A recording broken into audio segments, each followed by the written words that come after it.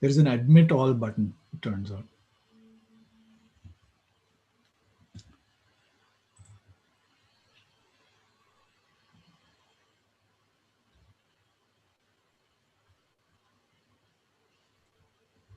Hello, everyone who can listen. Thank you for joining. We have Vandana with us. I'll be introducing her in a few seconds. Meanwhile, make yourself comfortable wherever you are. We are streaming this, so whatever at least the people on screen say is going to be visible as well as audible.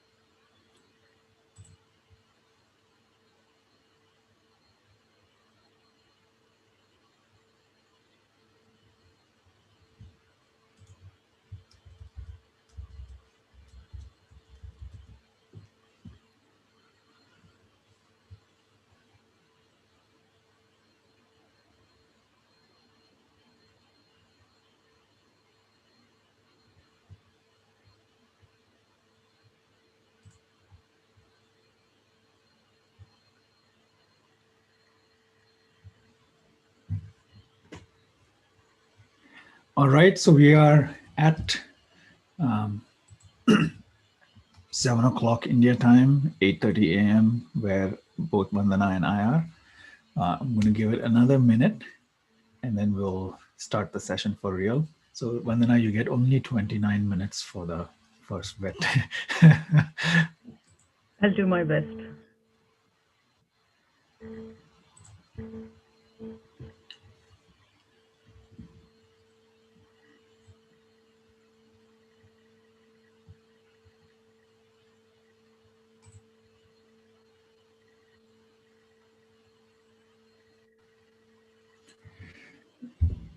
So thank you everybody for joining this special session. It's my great pleasure to introduce very briefly my dear friend Vandana, scientist, writer, conspirator, who will be telling us about how to speculate about the future. This is a workshop that I've been looking forward to for many weeks now. And Vandana, it's all yours. Thank you, Rajesh. It's a pleasure and an honor to be here.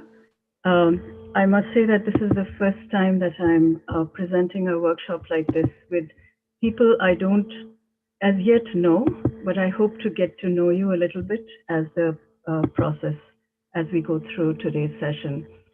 So, I'm going to talk about speculating future societies. And let's start with, and I'm going to go rather quickly through these because the most precious part of our time together is our discussion session. So we know that currently the world is confronted with a complex of crises. We have climate change and various kinds of biogeochemical imbalances in the Earth system. We have massive biodiversity loss. We are in the middle of a huge pandemic. And wherever we look, there's political instability and social inequality. So in that context, what I want to tell you is basically I want to start with two stories. And I want to start with two stories about two forests.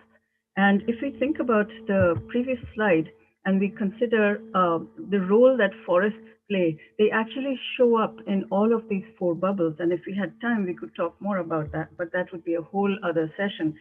So let me tell you a little bit about these two situations that I'm going to talk about. So forests, especially in the tropics, we know stabilize climate, they engender biodiversity, and they provide food, water, fodder, and fuel to millions of people around the world. And we know also that deforestation is a huge contributor to climate change and to biodiversity loss. And these are two crises that threaten our survival on Earth and the survival of the biosphere as we know it. So here are my stories. Imagine, if you will, a forest in Jharkhand. You're looking at it, it's 20 years ago, so 20 years before today. And what you see is a degraded forest. You see a forest that has been overexploited, in part because the local people have nowhere to go, because their forests have been cut down through massive development projects, through quarrying and mining projects, and to build roads. And so whatever they need has to come from this dwindling, degraded forest. Now, what happened 20 years ago was that some people got together and decided that they would change the situation. And what they started doing is patrolling the forest every morning, making sure that nobody took anything except dead wood from the forest.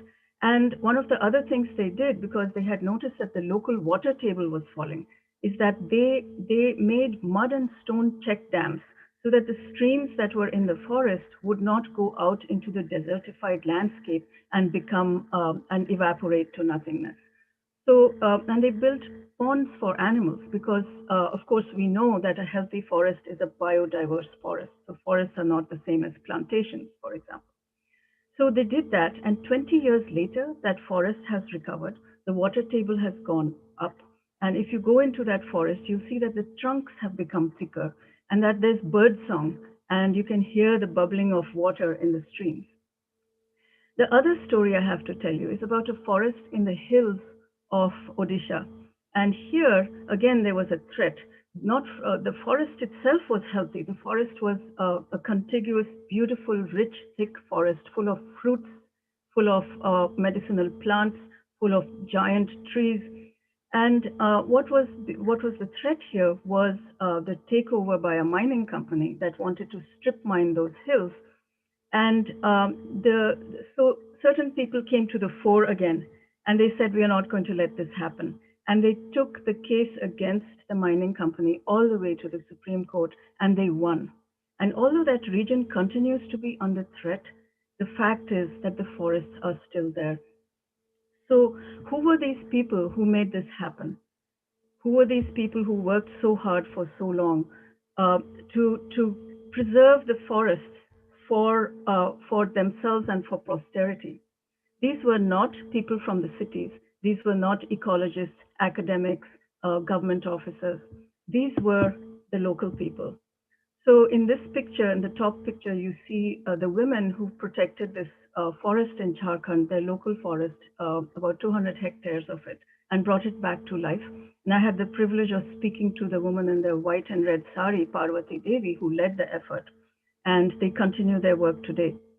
And then on the left-hand side, you see Lado Sikaka, who is one of the leaders of the community of the famous Dongriya Kond tribe of the Niyamgiri Hills, who won their case at the Supreme Court. So why am I telling you these stories in a session about future societies? Well, let's get into that, and without further ado. So one of the things we know is that those of us who benefit from modern industrial culture, which is now globalized, maybe we don't have all the answers. That's part of the point of my telling these two stories. Maybe we don't have all the answers. And of course, we know that it's modern industrial civilization through the emission of things like carbon dioxide and methane and land use changes and deforestation that is causing the crises that we are confronted with today. So we have to ask the question as to whether the future that we may have blindly imagined, which is this glitzy high-tech future, is that possible? Is that possible in the same way that we have imagined it, or do we have to make changes to it? And ultimately, is that the future we even want?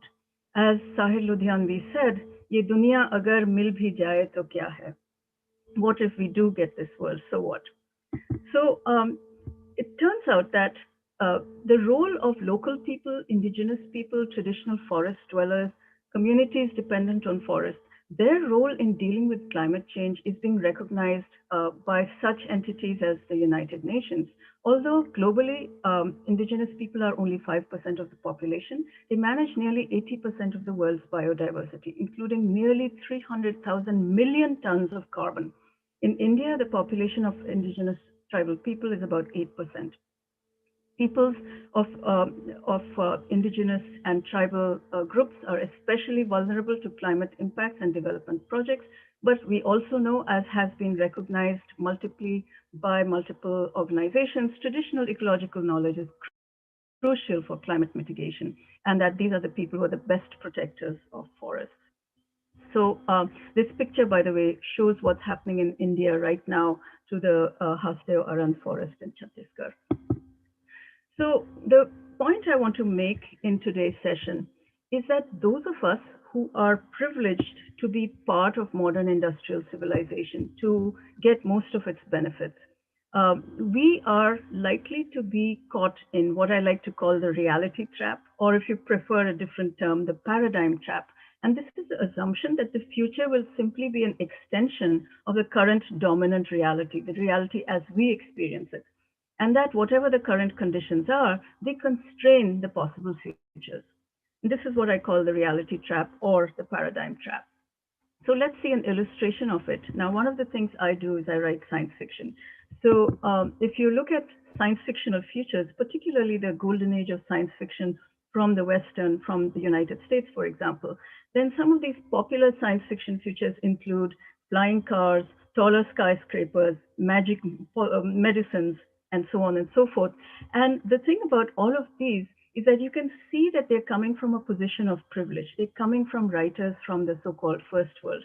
And all of these situations assume that nuclear families will continue, that gender roles will be the same as they are today, that cities will be as they are today, just taller and glitzier and shinier, and that we'll have an economic system of capitalism, and that pharmacological medicine will dominate, and that you can do all of these things. You can have this glitzy technological future with no attention to the environment at all.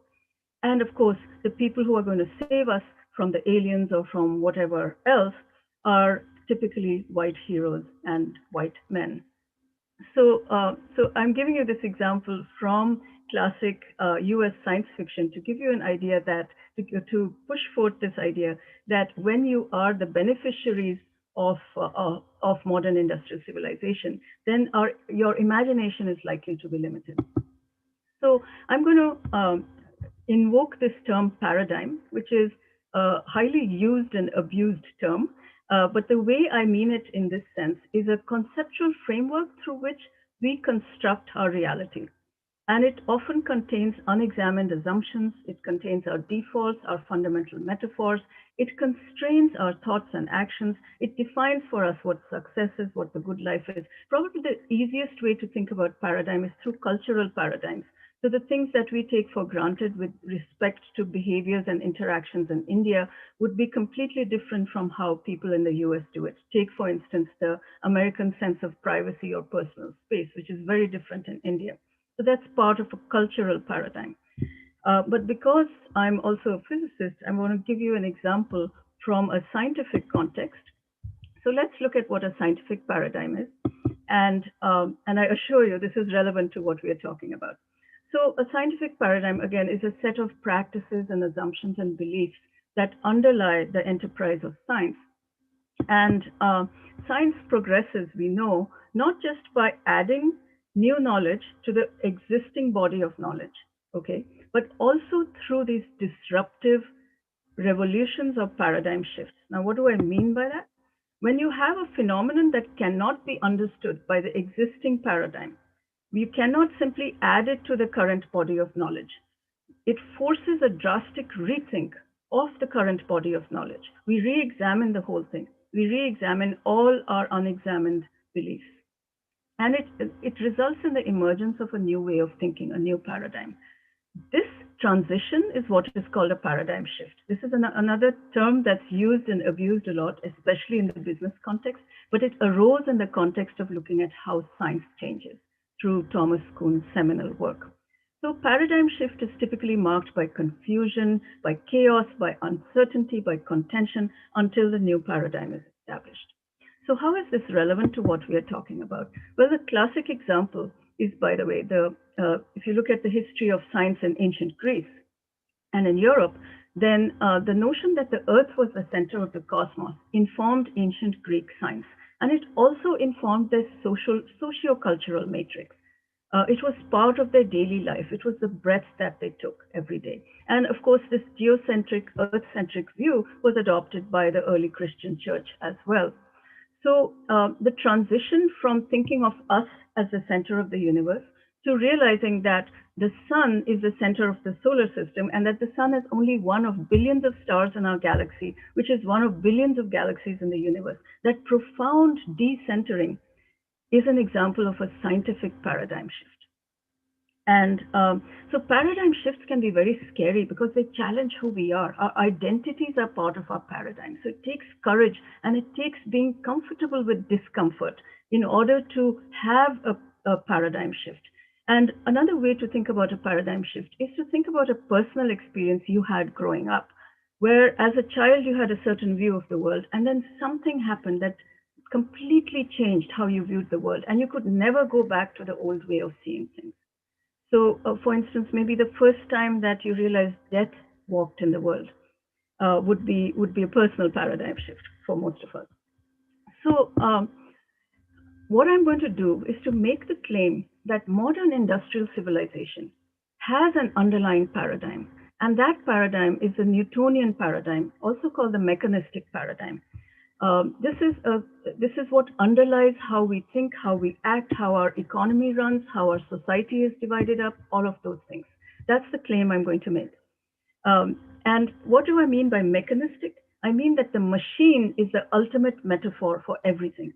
So whether you're talking about the human body, whether you're talking about the education system or economics or how societies are arranged, we think that our underlying metaphor is machine-like. And what do we mean by a machine? The classic Newtonian machine is one that consists of many parts. And once you understand the parts, you can understand how the whole thing works. So take the clock, for example. You break it apart, you look at the springs and the gears, you put it back together, you've understood the clock. This process is called reductionism, reducing something to its parts in order to understand the whole. And this inevitably leads to what we call atomism, where we consider the parts as separate and distinct units with a predefined reality. And of course, such a system is deterministic because the laws of Newtonian physics, for instance, allow us to predict what's going to happen. So in principle, you could say that if the universe is a giant machine, if you just had enough information, you would know everything that's going to happen in the future. And so wherever there's determinism, there's also control. So a machine is something that you can control.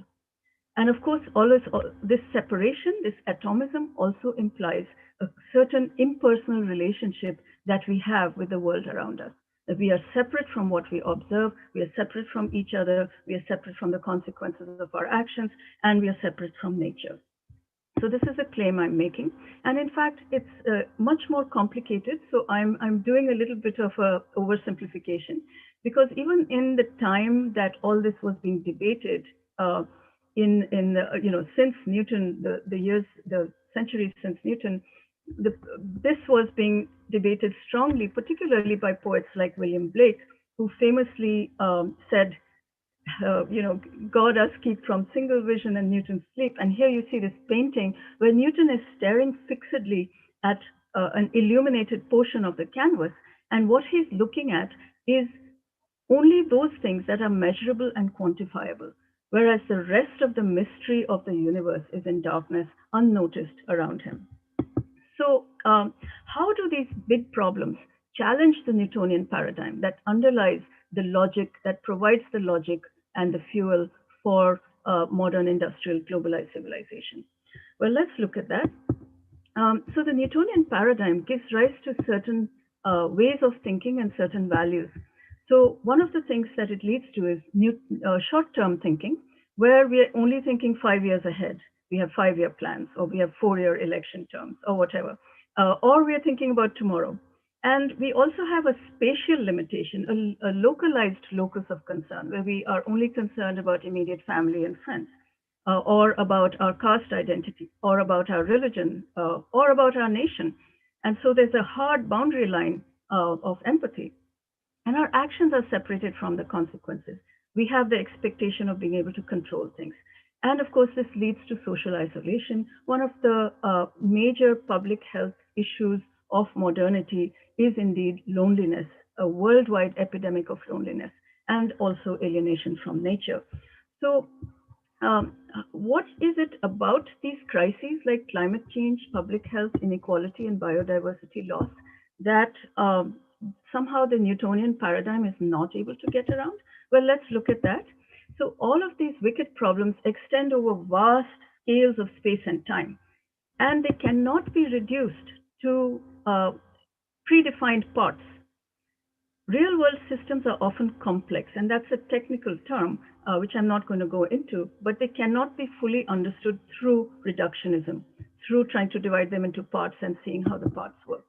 These problems also transcend disciplines, whereas we are trained to think within disciplinary silos. And the other thing is that there's a great deal of uncertainty in complex systems. The results of our efforts are not certain, nor are they likely to manifest in the short term.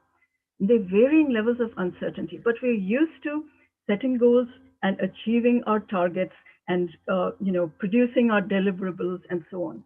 The way we think is not is just too puny for us to be able to embrace these large problems, because the way we think is governed by our dominant paradigm. So the other thing to think about, of course, is that why are these paradigms so persistent? Why are these dominant paradigms so persistent in the face of all the things we are dealing with? And that's because we live in unequal societies. That the people in power, the people at the top of our inequality pyramid, are the ones who benefit from the system and from the paradigm. And therefore, they do, although they may not be conscious that they're supporting a particular paradigm, they do all they can to maintain the system. And so, in the two stories I told you, you can see that marginalized people, many of whom have invaluable insights to offer to solve these problems, and who live outside the dominant paradigm, and who have alternative paradigms to offer us. They are not heard, they are not listened to, they are not even on our radar. So,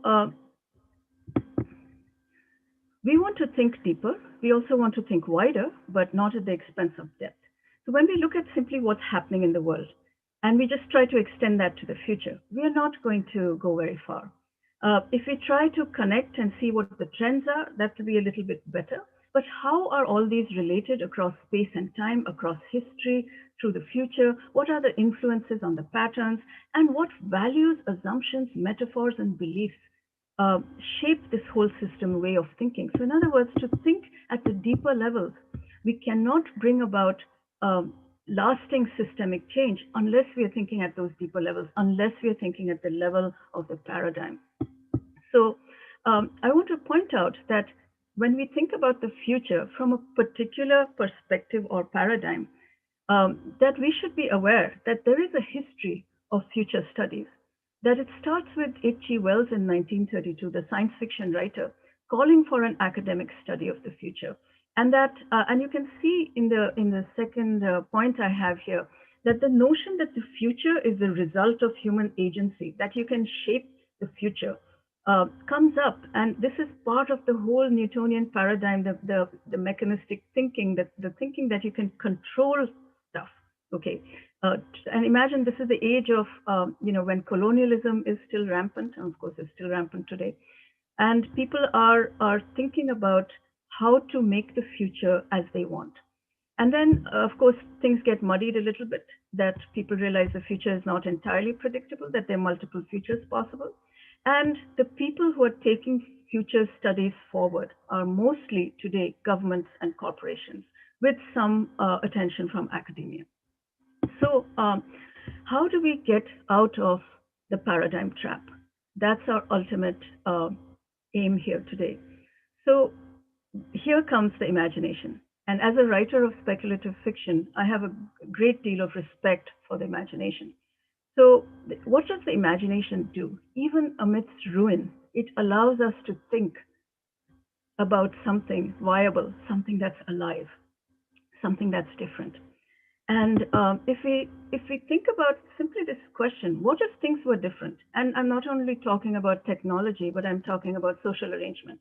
That itself is a very revolutionary question. And so I'm going to invoke our utopian imagination. Now, utopia has, as a concept, has actually evolved quite a bit compared to what it used to be when Sir Thomas More wrote his book Utopia in, I think it was 1516. Utopia is not a static place of pure perfection. We think of it more as a desire rather than a destination, a process towards a goal that we want, an aspirational goal. And since we come from a country that was colonized by the British for 200 years, but also because all of us who live within modern industrial civilization are colonized in our minds because of the paradigm trap. I'm going to look at the utopian imagination from the perspective of being colonized. There are three responses to colonialism. One is that you accept the way of the colonizer. The other is you reject the way of the colonizer so that everything they did was bad and everything we have in our culture or past or whatever is perfect, okay? Or some combination of the two. Or there's a third way, and that third way is to stop using the colonizer as the unit of measure, to free ourselves from both. And that's what I call utopias of the third kind. They're localized, diverse, but with a global ethos. They're egalitarian, they work towards ecological harmony and social justice. And so, in the words of Sahir Ludhianvi, who said, "Ao ki koi khab bune kal ke vaste," come, let us weave dreams for tomorrow's sake. Let us invoke our utopian imagination as we work today. And especially because our future is being planned, it's being manipulated, it's being colonized as we speak by the powers that be, primarily governments and corporations. So the imagination, strengthened by learning and insight, can be our way out of the paradigm trap, allowing us to embrace the complexity of the world, allowing us to deal with uncertainty, allowing us to break out of the prisons of disciplines, allowing us to range our minds over all scales of space and time, and to develop our own future sense. And then this word globalization, which is an academic term, which essentially means that you think local, uh, but you have a globalized imagination. And no local future is going to be the same as another local future somewhere else. So there's a lot of diversity in this, as I mentioned earlier. And we welcome learning from alternative paradigms and from people who are marginalized. And all of this implies that we are open to humility because we could be and have been so wrong. So I'm going to put a challenge for you as we begin our exercise. This picture is demonstrates something. So if you look at the outer blue circle, uh, this represents all the various natural constraints, the natural cycles within which humanity can survive that make life possible on our beautiful planet. And the planetary boundaries concept is quite detailed, but for now, this should be enough to give us an idea that if we break the boundaries on climate change, land use change, biodiversity loss, and so on, then we threaten human survival and the survival of the biosphere. The inner blue circle tells us all the things that we need for social well being. So if we go below into this circle, then we are compromising human well being. So this green donut here, this green portion, is the sweet spot for humanity. This is where diverse cultures can thrive, where we are not breaking planetary boundaries, we are not breaking natural cycles, and we are also providing a good social foundation where nobody is going hungry, where nobody is poor, where there's gender equality, social equity, all of those things. So our challenge is to imagine futures within this green donut, and this is how we are going to do it. So what I'm going to give you is a prompt, and we're going to divide into groups. And you'll be provided with a link to a Google Doc, and you go into that document, and each group will grab one box. Each box contains a prompt, and from that prompt, I want you to come up with a story. It doesn't have to be perfect. That's not our aim. Our aim also is not to write a blueprint for the future. We're not imagining whether this is possible, or if you take this trend today and extend it, then what will happen. No, the idea is an exercise of the imagination. So what we're going to do is simply find our way out of the paradigm trap. And so that's also why I haven't divided up the boxes into things like, okay, future economic systems, future health systems, or future transportation, or anything like that. Instead, I give you a simple sentence as a prompt. And I want you to personalize that. So, for instance, one of the prompts is, a man goes to work. And here I want you to rethink every word in the prompt. So, rethink man, rethink goes to, transportation, rethink work. And the idea of work itself is relatively new in human history, say industrial revolution era. Okay, so I want you to feel free to rethink all these things. The only thing that we are going to keep intact is physical law. So there's not going to be anything supernatural, no flying pigs. But if you want to totally crazily reimagine society, like people who live in trees, that's fine. Remember, we are not writing a blueprint for the future. We are freeing our imagination. So, and then after that, so we're going to give you quite a bit of time to discuss in groups. Please make sure that every single person in the group has a chance to speak and to contribute. And I want you to personalize the story, name the person, imagine a location, and go with it. And then we're going to discuss this in the last few minutes. So, so as Sahir Ludhianvi said, "Ao ki koi khab bune kal ke vaste." I'm going to stop sharing, and I can either put the link in the chat box. I've already done it. There. Okay, wonderful. Well, thank you everyone for your attention, and let's go ahead. Thank you, Vandana. We're going to be, as usual, dividing the collective into groups. And what I suggest is, again, as usual, have one note taker, and that note taker goes to this Google Doc and grabs a prompt. But first,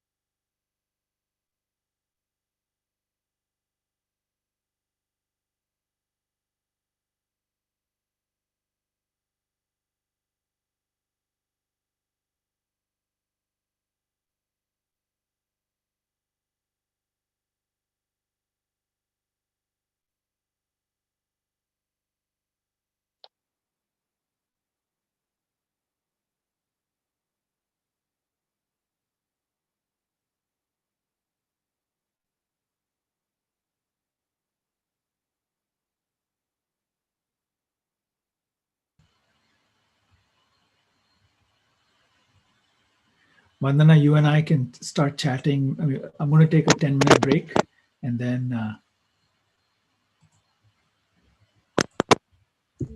Perhaps Devjit needs to be assigned to a group. no, I think it's a Okay. yeah. This is our Socratus account. I have a feeling that's there's a Devjit who engages with us. Oh, I see. Okay. Yeah. So, but shouldn't we pause recording right now? We can. Because Tarini, otherwise it becomes a long portion of nothing happening. so Tarini just cuts that out and we Oh, I edited. see. Yeah. Oh, okay. Wow. Great. I pause? So, Karsak, I mean, you are the boss, so you control how we are represented, Tarini. I'll keep you off the record. Okay, there you go. Okay. Recording paused. Yeah. Hey, that was a great presentation, Vandana. Hey, thanks. I got overexcited and tripped over my words a few times. No, that's okay. Um, And I like where you left it. Let's see. Oh, there should be some Syed Ludhianvi to welcome people back. yeah. Can you think of a line? Nay, well, I have to know.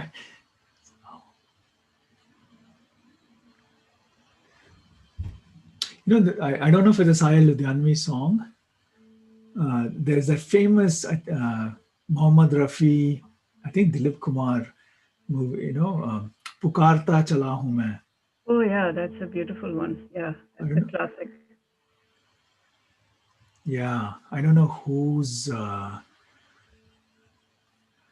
who was the script, the lyricist for that, but Pukarta Chala Hu Main Gali Gali Bahar Ki. Right. I can't even believe. I think it was shot in Kashmir. Can you? I mean, Gosh. how much we have screwed. Yeah. No, definitely. Yeah. Like a whole other reality. Yes.